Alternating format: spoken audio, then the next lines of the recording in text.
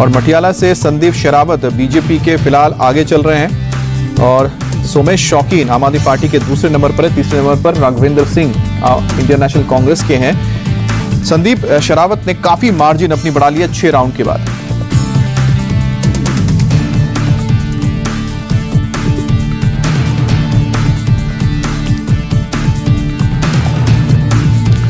मंगोलपुरी में राजकुमार चौहान भारतीय जनता पार्टी के इस वक्त आगे चल रहे हैं। 6 राउंड की काउंटिंग हो चुकी है। राजकुमार चौहान एक वक्त में कांग्रेस में थे, शीला दीक्षित के मंत्रिमंडल में भी रहे।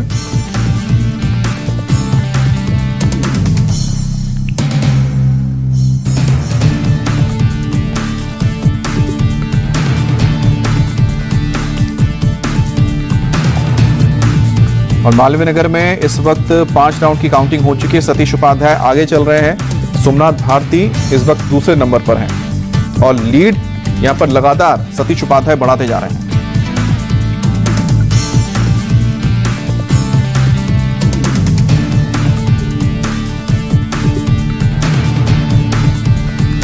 और मादीपुर में 5 राउंड की काउंटिंग हो चुकी है। कैलाश गंगवाल इस वक्त आगे चल रहे हैं। राखी बिरला दूसरे नंबर पर है। मार्जिन काफी बना रखी है यहां पर कैलाश गंगवाल ने 5 राउंड के बाद।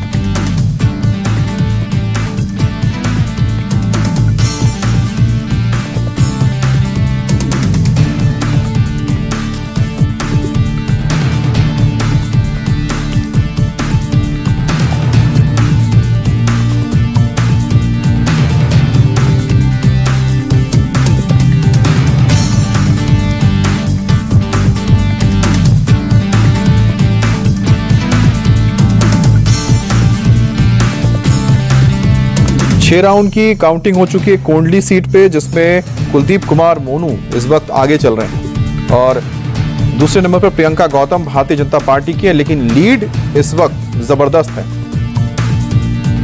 और एक बार फिर से बीजेपी के प्रवेश वर्मा आगे निकले हैं नई दिल्ली सीट पर। तो ये बड़ी खबर है, नई दिल्ली की सीट पर प्रवेश वर्मा ने एक बार फिर से अपनी बढ़त बना ली है और अरविंद केजरीवाल से वो आगे निकले। जैसा मैं आपको बता ही रहा था कि जो मार्जिन बेहद कम है नई दिल्ली सीट पर।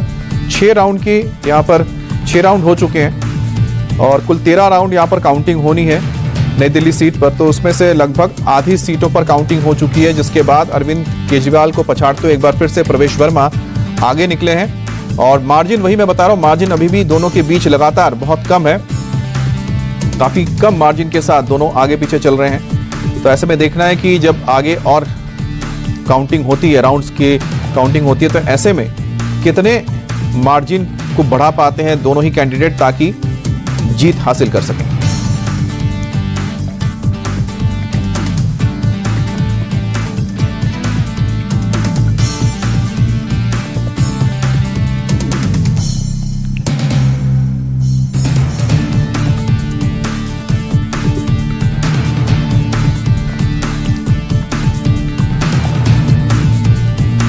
तो अरविंद केजरीवाल एक बार फिर से पीछे चले गए हैं। करीब 400 वोट से इस वक्त पीछे चल रहे हैं अरविंद केजरीवाल, जो मार्जिन बहुत कम है। और अब आगे देखना है कि प्रवेश वर्मा क्या अपनी बढ़त बना रख सकते हैं या नहीं।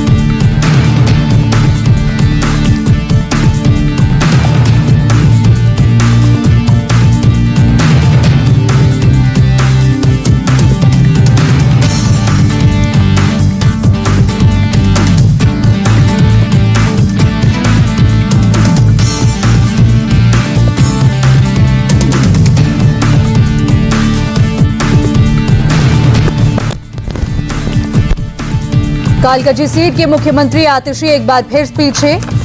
कालकाजी सीट की मुख्यमंत्री आतिशी एक बार फिर पीछे हो गई हैं। 6 राउंड के बाद बीजेपी के रमेश बिधूड़ी आगे निकले तो एक बड़ा उलटफेर देखने को मिल रहा है। अभी तक के रुझानों में कड़ी टक्कर देते हुए रमेश बिधूड़ी आतिशी को नजर आ रहे हैं। 2020 में आतिशी ने कालकाजी सीट से काफी बड़े मार्जिन से जीत हासिल की थी, लेकिन रमेश बिधूड़ी जो कि भारतीय जनता पार्टी के प्रत्याशी हैं, वो अब कड़ी टक्कर देते हुए आतिशी को नजर आ रहे हैं।